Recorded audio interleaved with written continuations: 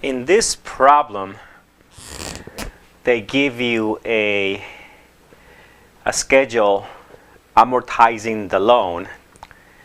They show you 4 columns, which is a very standard way of doing this. They figure that the payment to be made every single period is going to be $3,597.30. This only shows the initial 12 months or 12 periods. The overall doesn't say how many months this is for, but you can assume it's more than 12 months. But they only show you the first 12 months here. And so the question here is, from this table, can you figure out how to make the journal entry for the issuance of the loan, and also eventually the interest expense and the pay down of the loan? So there are different things here going on, okay, that we have to look at. To begin with, let's just talk about the schedule itself. Given this payment amount, and we can talk about how to figure that one out in a different lesson. How much of that payment reflects the interest expense for that period number 1?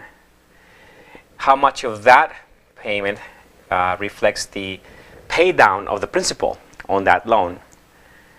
And then after you actually figure that out, what is the balance of the loan after that initial payment? That's how you read across this table. But to begin with, let's talk about the issuance of the actual note. The note itself is for $500,000. And this is actually a loan. So when you initially book the issuance of the note, you're going to obviously have a debit to cash for $500,000 and a credit to a note payable.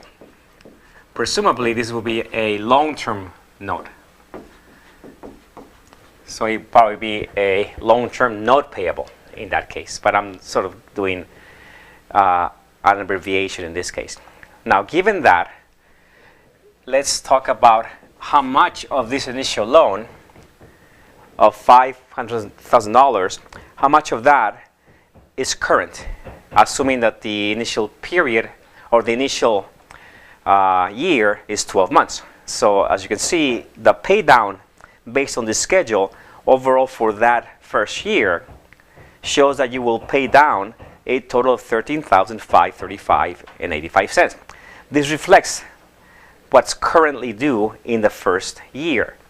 Well, if that is the case, then that's the portion, this amount here, that's the portion that should be reclassified from long-term, which is in this case, this is long-term, into the current portion. So I would do the debit, long-term note payable, pay down of $13,535 and 85 cents. And reclassify it into the current portion. So current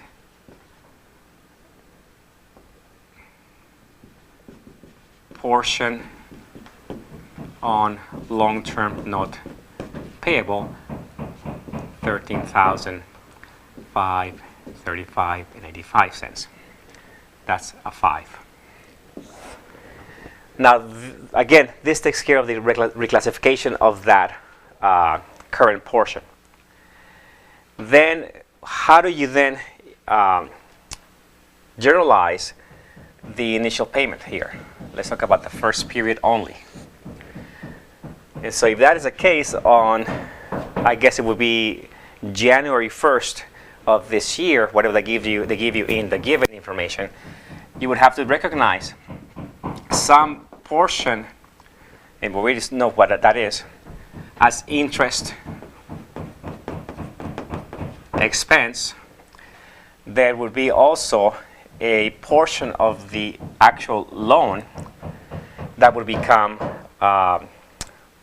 paid. So you have to reduce that loan, and that would come from actually from this account. Current portion on long-term note payable, and the payment would obviously reflect a cash payment for the full amount. So in this case, it would be a total interest expense of $2,500, as I said before, for that first period. A pay down of $1,097.30, and the payment itself will be both of those combined, obviously, as given here. So $35.97 and 30 cents. So that's the entry that you would actually enter for each of these months as you go down throughout the year.